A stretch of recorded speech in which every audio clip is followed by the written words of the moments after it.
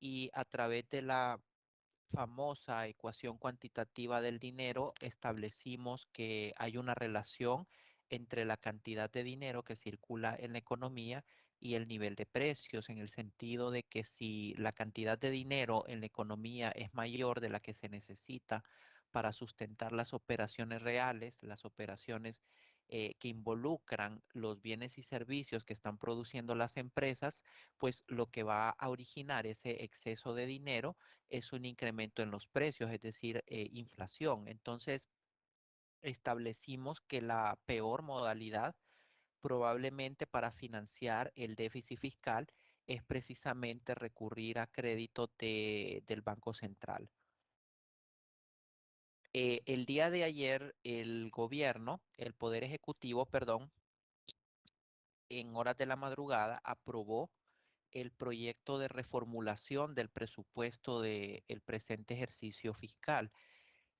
Recordemos que el nuevo gobierno estableció que pues no estaba de acuerdo con el presupuesto que aprobó el gobierno anterior para este año y pues dedicó estos 2 o 3 primeros meses del año a estudiarlo y reformularlo y pues ya finalmente el día de ayer se presentó ante el Consejo de Ministros, perdón, el nuevo proyecto.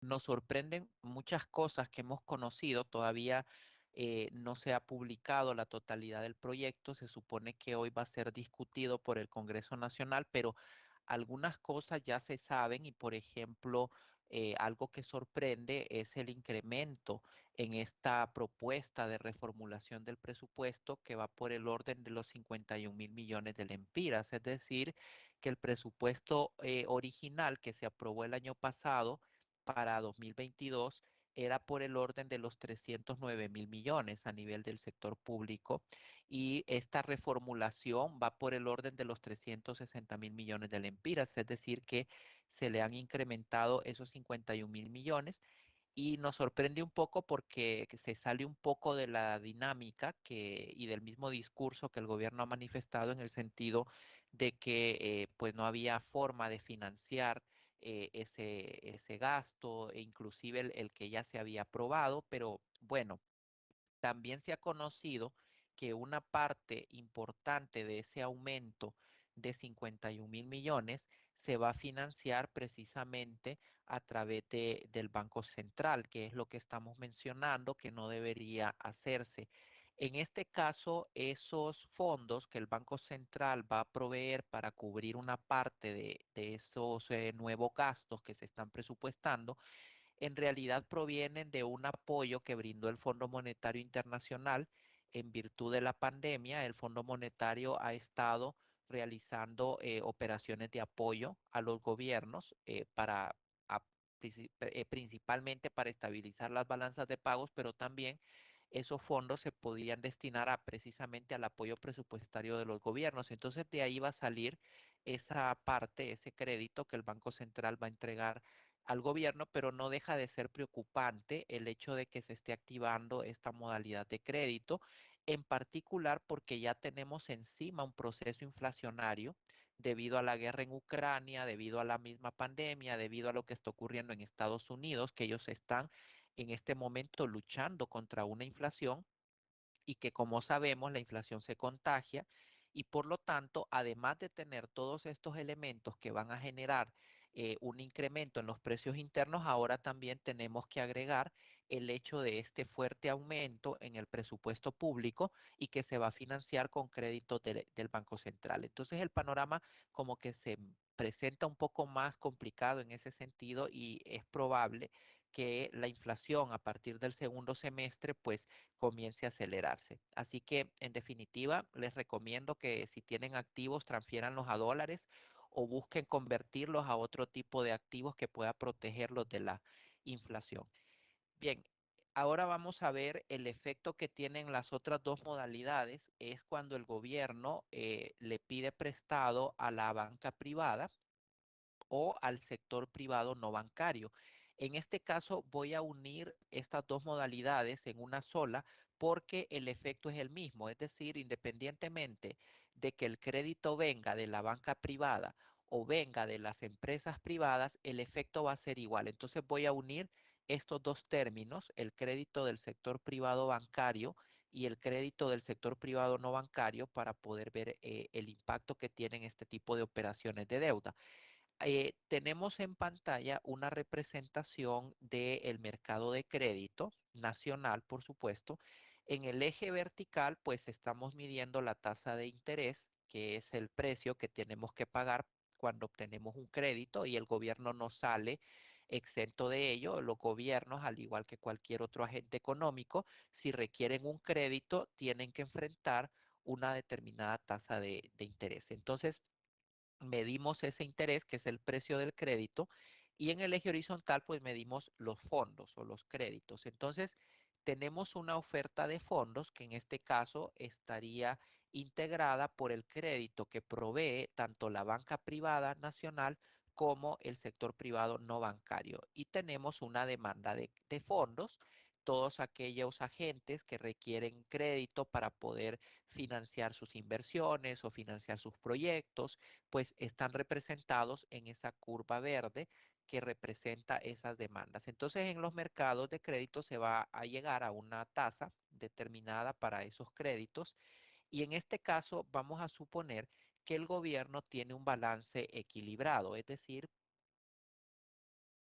vamos a suponer que el gobierno tiene un déficit, perdón, un balance global de cero, es decir, que ha sido capaz de cubrir sus gastos con sus ingresos. Entonces no tiene necesidades de crédito, y el mercado de fondos en Honduras está equilibrado y todo está bien.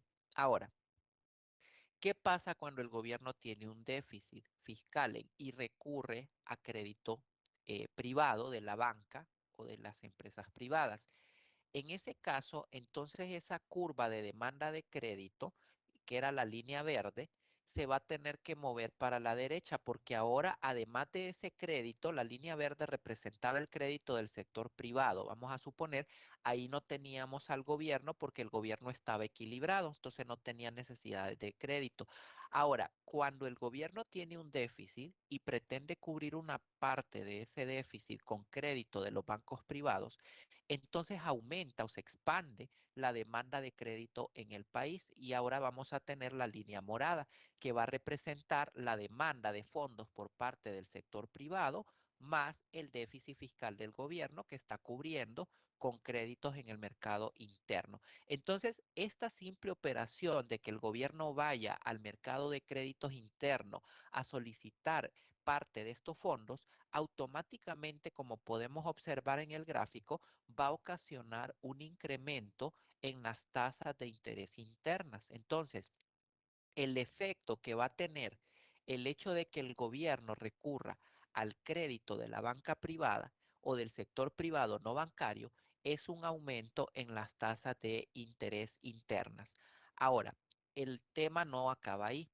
Si hay un aumento en las tasas de interés internas, significa que las empresas privadas o los agentes económicos privados que requerían crédito van a responder a este aumento en las tasas de interés postergando sus proyectos de inversión o postergando aquellas iniciativas que daban origen a su necesidad de crédito, porque como todos sabemos, cuando las tasas de interés suben, los rendimientos que las empresas pueden obtener sobre sus proyectos de inversión van a ser menores porque ha aumentado el costo de los créditos. Entonces, normalmente las empresas privadas lo que van a hacer cuando aumentan las tasas de interés internas es que van a postergar sus inversiones. Entonces, si tenían sus proyectos de inversión y estaban programados para ser ejecutados en el periodo actual, lo que hacen es que van a esperar hasta que el mercado se vuelva a estabilizar y las tasas de interés vuelvan a la normalidad o bajen. Entonces, eso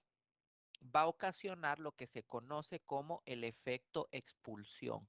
Es decir, que cuando el gobierno va a competir por los créditos en el mercado interno y hace subir las tasas de interés, lo que está haciendo, bajo cierta perspectiva, es que está expulsando el gasto privado. Es como que estuviera restringiendo las inversiones de las empresas privadas.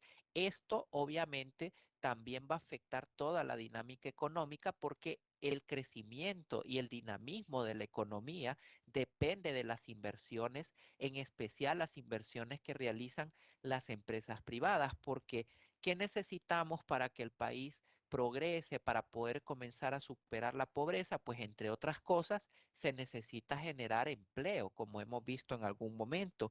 Y la única forma en la que se puede generar más empleo es que las empresas puedan llevar a cabo sus proyectos de inversión, que las empresas aumenten sus inversiones, que expandan los negocios y de esa forma automáticamente va a haber una mayor demanda también de trabajo y va a haber mayor ingreso que va a fluir hacia las familias y va a disminuir la pobreza y va a aumentar el crecimiento de la economía en el mediano y largo plazo. Entonces, el efecto expulsión va a traer una serie de consecuencias, va a desencadenar una serie de efectos negativos para la población y para las empresas en primera instancia, para las empresas privadas. Entonces, el efecto expulsión es algo que puede llegar a imponer serias restricciones al dinamismo económico y también puede ralentizar la creación de empleos, que es algo que no queremos. Entonces, hay que tener cuidado cuando los gobiernos están aumentando su financiamiento con el mercado interno, con la banca privada interna, porque entonces el efecto expulsión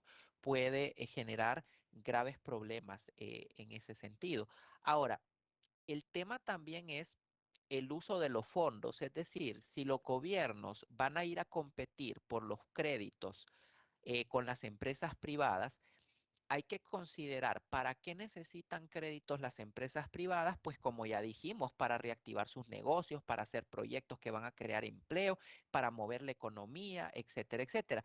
Pero ¿para qué necesita fondos el gobierno? Si el gobierno utiliza esos fondos para financiar cosas que son útiles para el país, para financiar proyectos de infraestructura, que eso también crea empleo y también puede dinamizar la economía, entonces el efecto expulsión se puede neutralizar y en realidad a nivel general podría no ser nocivo para el país el hecho de que el gobierno esté expulsando gasto privado.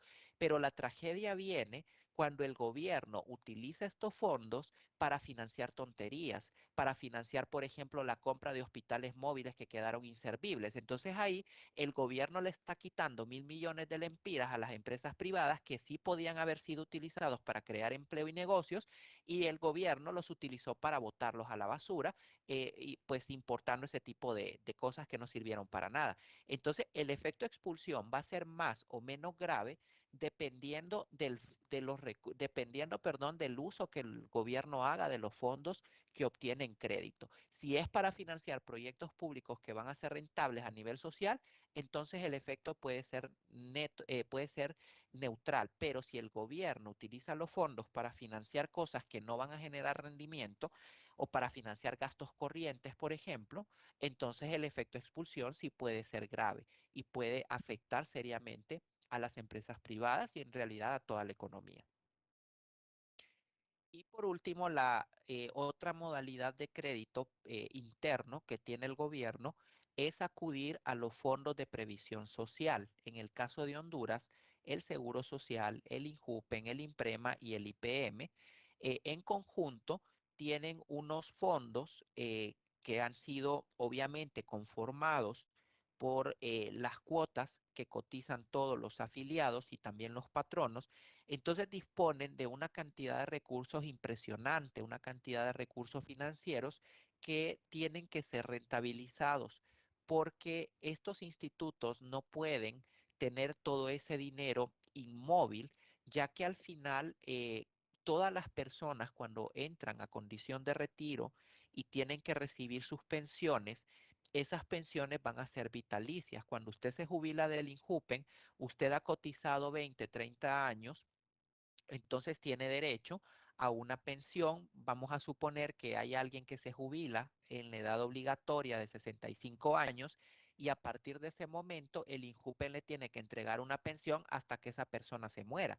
Si esa persona se muere a los 100 años, pues va a estar casi 40 años pagándole pensiones, a pesar de que quizás solo cotizó 20 o cotizó 30. Entonces, en ese sentido, los fondos tienen que rentabilizarse, tienen que garantizar que van a poder honrar estas pensiones en el futuro y por el tiempo que sea necesario a todos los afiliados que participaron en el proceso de cotización. Entonces, una de las formas que tienen estos institutos para poder rentabilizar sus inversiones es precisamente prestarle ese dinero al gobierno.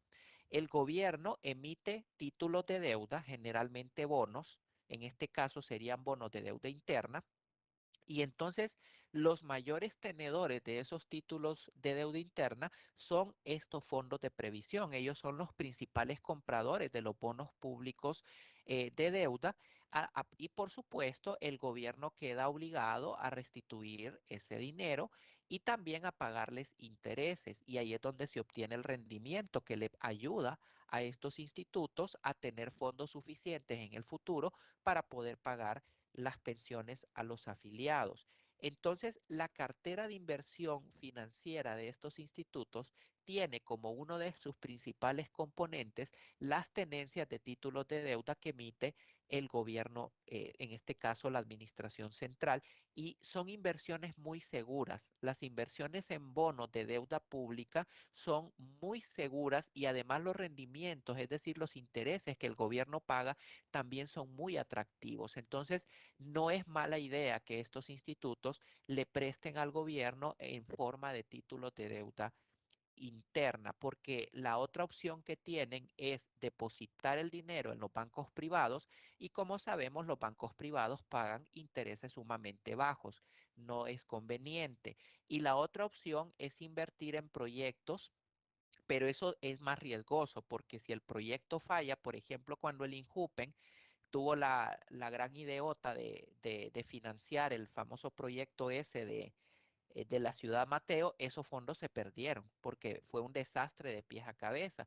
Entonces, para que estos institutos estén invirtiendo en ese tipo de cosas que pueden ser riesgosas y que pueden perderse toda la inversión, es mejor que le estén prestando al gobierno porque además Honduras no tiene un mercado financiero muy desarrollado, no tenemos una bolsa de valores como para que estos institutos puedan ir a cotizar ahí y tampoco hay todavía una conexión con el mercado internacional a nivel financiero para que estos institutos pudiesen invertir en títulos extranjeros. Entonces, al final, la alternativa más viable y más rentable y más segura que pueden tener es prestarle al gobierno. Así que hoy por hoy, estos institutos son los principales acreedores del gobierno en lo que respecta a la deuda interna. También dicho sea de paso, hace unos días un diputado del Congreso, pues que está revisando el proyecto de reforma de la ley de Injupen e Imprema,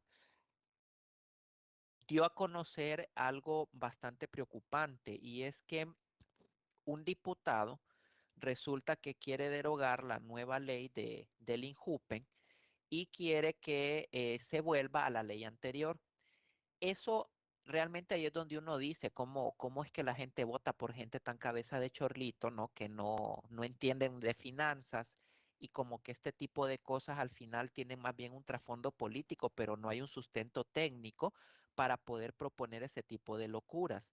Entonces, si se deroga la ley actual de los institutos de previsión y se regresa a la ley anterior, lo que va a ocurrir es que estos institutos van a colapsar en los próximos años. De hecho, con la ley actual, este diputado mencionaba que se ha estimado que ya para el 2037 el INJUPEN ya no va a poder pagar las pensiones a los afiliados y en el 2030 el IMPREMA ya no va a poder pagar tampoco las pensiones. Entonces, hay un gran déficit actuarial. ¿Sí? Bueno, quería comentar un poco sobre el tema. Sí, claro. Bueno, yo trabajo en INJUPEN, ¿verdad? Sí. Y realmente con respecto a lo que usted está hablando ahorita sobre esta ley, sí está como un poco tenso el tema, es porque realmente si se quita esta ley, sí van a haber serios problemas. Y las situaciones de que a veces tal vez las personas, los diputados en este caso, el diputado no está bien asesorado, ¿verdad? Porque el problema es de que sí hubo una reforma en la ley, pero era para asegurar el, el pago de estas pensiones, ¿verdad? A todas las personas. Y lo que pasa es que tal vez ellos no entienden porque yo creo que el mayor problema fue de que se cambió el tiempo mínimo de cotización, que fue a 20 años, creo. El problema es de que las personas que solo cotizan 10 años, la verdad que la pensión de esas personas es realmente muy poco, pues. La verdad es que yo, siendo una persona que cotiza 10 años, es mejor sacar sus cotizaciones y ponerlo una APK que le dicen ahora, ¿verdad? De los fondos privados, porque realmente es muy pobre, pues. Y quitando esta ley, aparte de que se va a ver en el déficit actuarial, sí realmente va a haber una complicación por los cálculos que ya estaban estipulados. Así es, le agradecemos su participación, completamente de acuerdo. Ese fue el objetivo de reformar la ley, por ejemplo, en el tema de cómo se calculaba la pensión, ¿no? Que ahora creo que es sobre 150 salarios y en algún momento se utilizaba, no recuerdo si eran 36 en algún momento. Entonces, obviamente eso estaba quebrando el instituto porque lo que ocurre es que la gente cuando hace carrera en el sector público, uno empieza siempre en puestos de bajo nivel, uno empieza como auxiliar o empieza como analista y luego a medida que va desarrollando su carrera en el gobierno, uno va ascendiendo en la escala jerárquica, va llegando a puestos obviamente de mayor salario y entonces cuando uno está ya en la fase final de su servicio público, es cuando llega a los puestos más elevados que uno va a tener con los salarios más altos. Entonces, cuando se calculaba la pensión con base en los 36 últimos salarios, que era cuando quizás el funcionario había sido director o había sido ministro, le salían unas pensiones exageradas de 100.000 empiras o qué sé yo, algo por el estilo. Imagínense estarle pagando a alguien ese montón de dinero por a saber cuántos años. Obviamente eso estaba llevando a la quiebra al instituto, no iba a ser capaz de pagarle las jubilaciones al resto. Entonces, entre algunas de las medidas que se tomaron estaba eso, que no iban a ser 36 salarios, sino que 150, porque eso es más adecuado, iba a generarse una pensión más acorde con la realidad financiera del instituto. Entonces, ese tipo de cosas, por ejemplo, son las que se tendrían que eliminar si se aprueba, y ojalá que no, ese proyecto que propuso ese diputado, que no sería otra cosa más que darle el tiro de gracia a los institutos. Así que es algo muy delicado y ojalá que lo analicen y entiendo que así es, que la comisión que está analizando el proyecto se está tomando el tiempo y está consultando a los expertos para que se den cuenta de que no es tan sencillo, ¿no? Es algo bien Sí. complicado en ese sentido, sí. Otro impacto que sí realmente hubo, ¿verdad? En el INJUPEN fue el año de pandemia, más que todo por los fallecimientos de las personas que estaban en servicio activo, los jubilados, porque sin embargo que tuvo el mismo otorgamiento en la cuestión de préstamos, sí se mantuvo el mismo nivel que el año 2019, pero también hubo una salida importante de dinero, más que todo por el pago uno, gastos fúnebres, y también como el INJUPEN asegura 120 cotizaciones, y si esa persona murió en servicio activo, todo eso implicó una salida de dinero importante para el INJUPEN de una forma inmediata, pues que no era algo que se calculaba de una forma actuarial, porque era algo atípico, pues.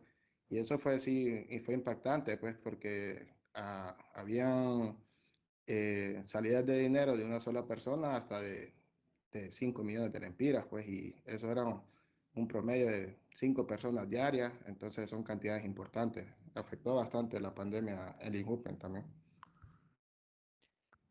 Así es, sin duda alguna, porque no solo es la pensión, sino que también estos institutos dan otra serie de beneficios, dan ayuda a supérstites, dan ayuda, creo que hay un seguro también, le pagan a los deudos, etcétera. Es decir, es una serie de variables que sí es muy bonito, ¿no? Y la gente tenía esos derechos, pero al final hay que ver que es mejor tener una pensión razonable, pero tenerla asegurada y no que los institutos realmente vayan a colapsar porque en el presente queremos todo ese montón de beneficios. Hay que ver el equilibrio actuarial es la base para poder gestionar estos institutos. Entonces hay que hacerle entender eso a los políticos porque lejos de reformar la ley para devolverla a la situación actual, que solo haría colapsar los institutos, más bien habría que reformarla para restringir aún más los beneficios. Sé que no es algo popular, la gente no va a querer, pero es la única manera y además es algo que no solamente está pasando en Honduras, inclusive en los países de Europa, los sistemas de previsión también se están reformando. En Europa la gente ya a los 40 años ya andaba viajando por el mundo con unas grandes pensiones y también ellos estaban experimentando serios problemas, no era viable esos sistemas de previsión y tuvieron que hacer reformas muy duras como aumentar las edades de jubilación, restringir las pensiones y cosas por el estilo, pero al final lo importante es asegurar la pensión. Entonces, lo que usted menciona es cierto y también preocupa mucho la relación entre la base de cotizantes que tenemos en la actualidad versus las obligaciones de pago de pensión. Ahí también ya hay una brecha muy importante. Creo que en algún momento veíamos un estado de resultados, no recuerdo si era del INJUPEN o el IMPREMA, donde ya se miraba que el pago de pensiones ya estaba sobrepasando la base de cotización y que lo que estaba salvando a estos institutos en términos de ingresos corrientes eran precisamente los réditos de las inversiones financieras. Eso era lo que le estaba ayudando a poder cubrir, pero es algo que en el largo plazo no es viable. Entonces, es un tema bastante delicado. Además, también se detectó, y creo que este señor, este diputado lo mencionó, se detectó que estas inversiones que realizaron estos institutos en Palmerola y en el centro cívico, en realidad no fueron tampoco las mejores opciones porque parece que los réditos que se van a obtener son menores a los que se podían obtener de los bonos de deuda pública, por ejemplo, del gobierno. Entonces ahí se vio también cómo hubo un interés manifiesto del Ejecutivo de trasladar esos fondos a esos proyectos, solo porque eran los proyectos insignes del gobernante de turno, pero en realidad no se hizo o no se quiso hacer caso del análisis financiero, que no aconsejaba en realidad de repente financiar con recursos de estos fondos esos proyectos. Y además, sabemos que esos proyectos han sido muy cuestionados, de que si se robaron el dinero, de que si lo desviaron, de que si son de quinta calidad y que no sé qué. Pero bueno, eso ya no le va a afectar a los institutos, porque independientemente de que se hayan robado el dinero de Palmerola, del centro cívico, el dinero va a tener que ser restituido al INJUPEN. Lo más preocupante es el tema de los rendimientos. Ahí sí hubo una falla de cálculo y no se podía dar el lujo realmente en este momento de realizar malas inversiones porque los institutos están en serios problemas a nivel actuarial. Entonces es bien complicado y además esto también a futuro le está indicando al gobierno de que cada vez va a ser más complejo poder obtener financiamiento a través de estos fondos. Entonces, inclusive en ese sentido, el gobierno va a tener que replantear su estrategia financiera. Y lo que podemos observar es que se va a tener que hacer otra reforma probablemente, aunque la gente no quiera. Es difícil vender estas reformas al público porque ellos lo ven como que se les está afectando, pero la gente quiere, pues no quiere, ¿no? No quiere sacrificarse hoy para vivir bien mañana, sino que quieren tener todos los beneficios hoy, pero lamentablemente no es la forma de gestionar los sistemas de previsión. Y los políticos de remate metiendo sus manos que siempre complican todo y lo arruinan, pero bueno, el caso es que tenemos estos problemas. Esta quizás es la única modalidad de deuda interna que no genera mayores complicaciones, que no tienen efectos negativos sobre la economía y está en crisis prácticamente, ¿no? La alcancía que tenía el gobierno, pues como que ya se está acabando también. Entonces es algo que vamos a tener que considerar en el futuro. Bien, entonces esas son son los efectos que tienen las distintas modalidades de la deuda interna, ¿no? El crédito del Banco Central genera inflación, el crédito del sector privado bancario y no bancario aumenta las tasas de interés, restringe las inversiones privadas, disminuye el crecimiento de la economía y la creación de empleos y el efecto expulsión es muy pronunciado. Y la única modalidad que no genera mayores complicaciones es el crédito que viene de los fondos de previsión, pero en el caso de Honduras, esos fondos, como vemos, ya están en serios problemas actuariales. Eso va a restringir mucho la posibilidad de que el gobierno pueda seguir recurriendo a estos créditos. Ahora vamos a hablar del análisis de la deuda pública, es decir, algunas variables que debemos considerar para poder determinar la viabilidad financiera del gobierno. Y cuando hablamos de viabilidad financiera o de sostenibilidad, pues nos estamos refiriendo básicamente a la capacidad que tiene el gobierno de cubrir sus compromisos de deuda. Bien, en este caso vamos a utilizar la teoría financiera normal que ustedes ya conocen perfectamente bien. Ustedes saben que cuando se están realizando operaciones de deuda o cuando se están tomando decisiones acerca de inversiones financieras, hay dos variables fundamentales que uno tiene que considerar. Por una parte, el riesgo y por otra, el rendimiento.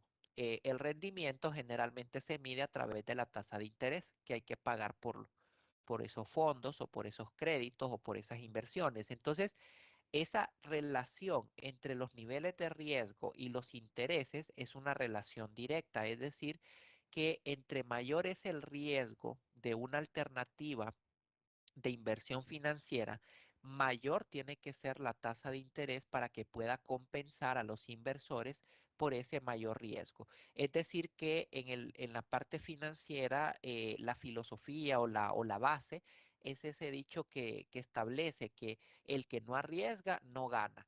Si usted quiere obtener más rendimientos como inversor en el mercado financiero, usted va a tener que soportar mayores niveles de riesgo, va a tener que estar dispuesto a pues adquirir inversiones con mayor riesgo, porque las inversiones de mayor riesgo son las que tienen los mayores intereses, ya que de otra manera no habría forma de financiar esos proyectos riesgosos porque nadie va a querer, obviamente, enfrentar ese mayor riesgo si no es a cambio de obtener una mayor ganancia, una mayor tasa de interés.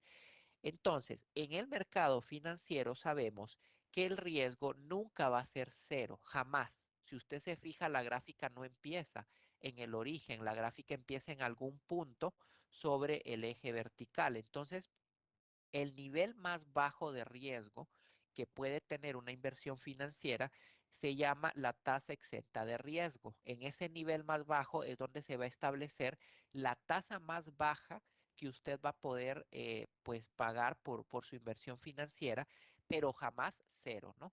La tasa exenta de riesgo entonces es la tasa más baja. A partir de la tasa exenta de riesgo, y decir exenta de riesgo es un tecnicismo porque como hemos dicho, nunca se está exento de riesgo en el mercado financiero, pues es una tasa de referencia y a partir de ahí la tasa de interés va a ir subiendo a medida que suba el riesgo. Entonces, las condiciones de la deuda que gestiona tanto la empresa privada como el gobierno se sujetan a estas reglas. Es la misma situación. Entre mayor es el riesgo, pues mayor es la tasa de interés que usted va a tener que soportar si quiere obtener financiamiento. Eso es lo que estamos diciendo. Para poder medir esos riesgos, hay determinados criterios, hay indicadores que permiten identificar si, pues, si un proyecto es más o menos riesgoso. Sabemos perfectamente bien que esto es fundamental para poder realizar la gestión financiera. Bien, en el caso de los gobiernos, resulta que ellos normalmente, y estamos hablando de una situación normal, los gobiernos siempre se van a ubicar en un espacio privilegiado dentro de los mercados financieros con relación a las empresas privadas. Es decir, que para los gobiernos en condiciones normales, porque si un gobierno está en crisis ya no aplica esto, ya que el riesgo se dispara. Pero en una condición normal, cuando el gobierno va al mercado financiero, normalmente va a obtener unas condiciones más favorables que una empresa privada, porque el riesgo de la deuda del gobierno en condición normal siempre va a ser menor que el riesgo de la deuda de una empresa privada. Entonces, las tasas de interés que pagan los gobiernos sobre su deuda generalmente son tasas de interés más bajas que las que va a pagar una empresa privada. En este caso, ¿por qué esto es así? Porque si nosotros nos preguntamos cuál es el riesgo más grande que enfrenta una empresa privada, por ejemplo, ¿qué me dirían ustedes? ¿Cuál es el peor escenario para una empresa privada? ¿Qué es lo peor que le podría pasar? ¿Qué se les ocurre? Ustedes son expertos en finanzas privadas. ¿Qué es lo peor que le puede pasar a una empresa privada?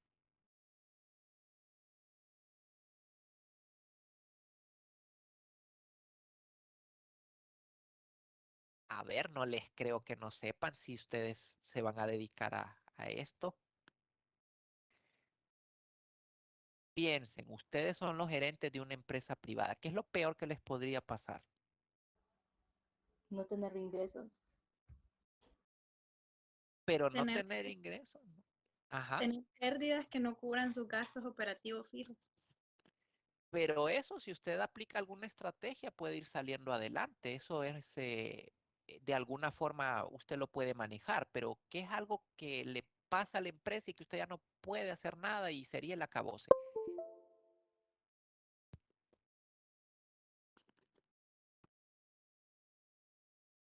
¿Qué será lo peor que le puede pasar a una empresa privada? A ver, lo peor que le puede pasar a una persona que es morir, ¿no? Eso es lo peor que le podría pasar. El mayor riesgo que tenemos cada uno de nosotros es morir. Entonces, ¿cuál sería el mayor riesgo que puede tener una empresa privada? Quebrar, correcto.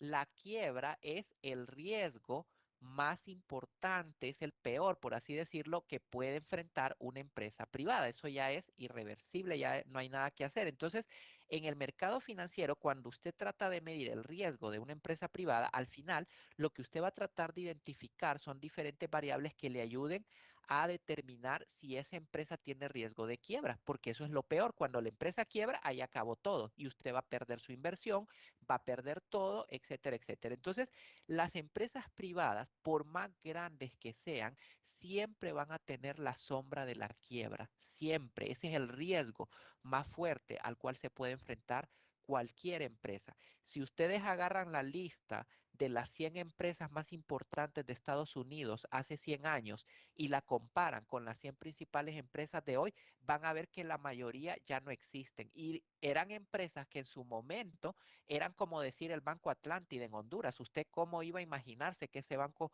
iba a quebrar si hoy por hoy es una de las empresas más sólidas? Bueno, pues usted puede observar que las empresas siempre están sujetas a este tipo de riesgos, ¿no? De quebrar. Entonces, por esa razón, es que cuando van a los mercados financieros y si las comparamos con los gobiernos, las empresas siempre van a tener mayor riesgo que un gobierno, porque una empresa siempre va a poder quebrar por más sólida que pueda ser, pero los gobiernos no.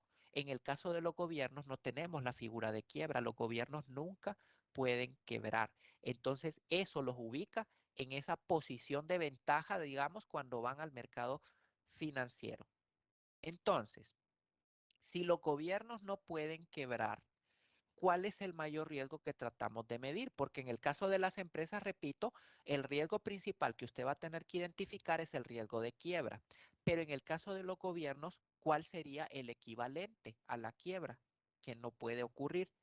Bueno, en el caso de los gobiernos, el equivalente a la quiebra es lo que se conoce como el default. El default es el mayor riesgo al cual se enfrentan los gobiernos en el ámbito financiero y viene a ser lo que una quiebra es a una empresa. ¿Y qué es el default? El default es cuando el gobierno de manera oficial se declara incapaz para poder pagar el servicio de la deuda pública y especialmente el servicio de la deuda pública externa. Es decir, que en el momento que el gobierno dice a los acreedores, yo ya no puedo pagar la deuda, en ese momento comienza la crisis fiscal que se llama el default y es lo peor que le puede pasar a un gobierno. Cuando un gobierno se declara en default, prácticamente lo que eso significa es que las finanzas públicas están en crisis, han colapsado. Entonces, el riesgo que debemos medir en los gobiernos es el riesgo de default.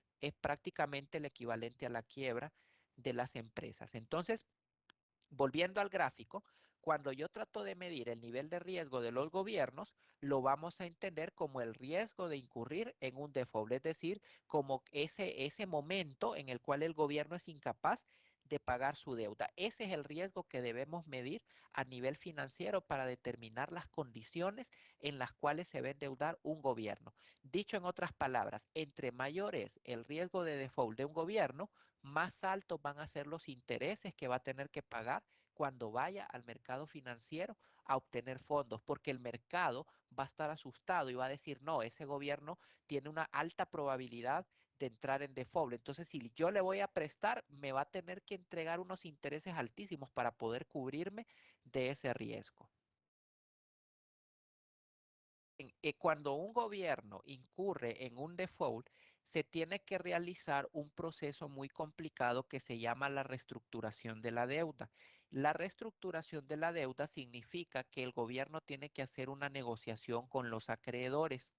En el caso de la deuda externa, que ese es lo más delicado porque ahí se está involucrando también el sistema financiero internacional, para poder realizar la reestructuración de la deuda externa, el Fondo Monetario Internacional normalmente tiene que intervenir en calidad de intermediario entre el gobierno que entró en default y los acreedores externos.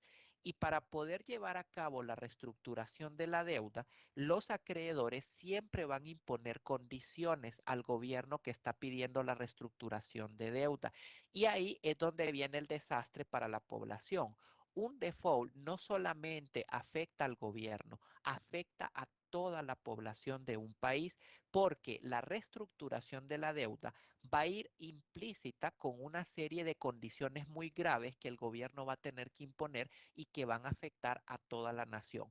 ¿Cuáles podrían ser algunos de esos condicionantes? Un incremento de impuestos. Generalmente, una de las condiciones que se tienen que negociar para poder regularizar la situación financiera es incrementar los ingresos para que el gobierno que incurrió en default pueda tener más recursos y de esa manera poder regularizar el pago a los acreedores. Entonces, normalmente, cuando los gobiernos llegan a este proceso, una de las condiciones que se van a imponer es un aumento de los impuestos y otra serie de condiciones que pueden ser muy gravosas para la población.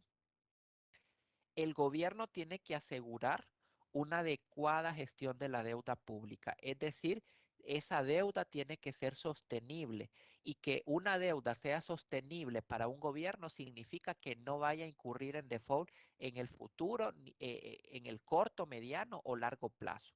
Entonces los default de los gobiernos al final a quienes van a terminar de afectar es a la misma población. El gobierno como tal va a hacer las negociaciones y todo y va a obtener una reestructuración de deuda. Los bancos van a quedar protegidos porque tarde o temprano ellos van a recibir sus fondos en restitución, pero la pobre ciudadanía es la que va a tener que soportar todas las condiciones de la reestructuración de deuda que vienen implícitas con un default. Y entonces toda la economía comienza a sufrir, generalmente va a haber un efecto recesivo, va a haber mayor desempleo, mayor pobreza. Entonces, el default es el fracaso de las finanzas públicas. Si usted quiere saber si un gobierno ha fracasado en el manejo de sus finanzas públicas, el default se lo va a decir. Hay casos terribles en América Latina de gobiernos que han incurrido en estos impagos. Por ejemplo, Argentina en el año 2001 incurrió en un default y fue un desastre. El presidente de Argentina tuvo que salir huyendo porque las masas iracundas lo querían linchar. Y este default que Argentina experimentó en el año 2001 le generó una ingobernabilidad. Creo que en cuestión de 3 meses Argentina tuvo como 5 presidentes y además tuvo un efecto sobre la economía de Argentina que todavía, casi 22 años después, la economía argentina no se ha podido recuperar de ese default, para que ustedes puedan tener una idea de lo grave que es que un gobierno llegue a este tipo de eventos. En el caso de Argentina, pues fue el mayor default de la historia, que casi el 54% del Producto Interno Bruto equivalía a la deuda de este país y tuvo que entrar en un proceso muy complejo de renegociación. Entonces, a esto precisamente es a lo que tenemos que evitar llegar cuando se están manejando las finanzas de los gobiernos, ¿no? Lo último que debemos llegar es a una situación de impago de la deuda. Y por supuesto, esto le cierra por completo las fuentes de financiamiento al gobierno que ha incurrido en default, con todo lo que eso implica. Bien, ¿cuáles son las principales variables que se usan para medir el riesgo de la deuda? En este caso, el riesgo de que el gobierno incurra en un default. Bien, este tema lo vamos a dejar para después de Semana Santa. Por hoy vamos a dejar el tema hasta aquí. Así que solamente me queda desearles una feliz Semana Santa y el feriado del 14 de abril, la universidad emitió una circular donde ordena que se va a gozar el lunes después de Semana Santa. Entonces, no es cosa mía, es cosa de la universidad que reanudemos las actividades hasta el martes después de la Semana Santa. Entonces, solamente me queda pasar la lista y el que responde ya se puede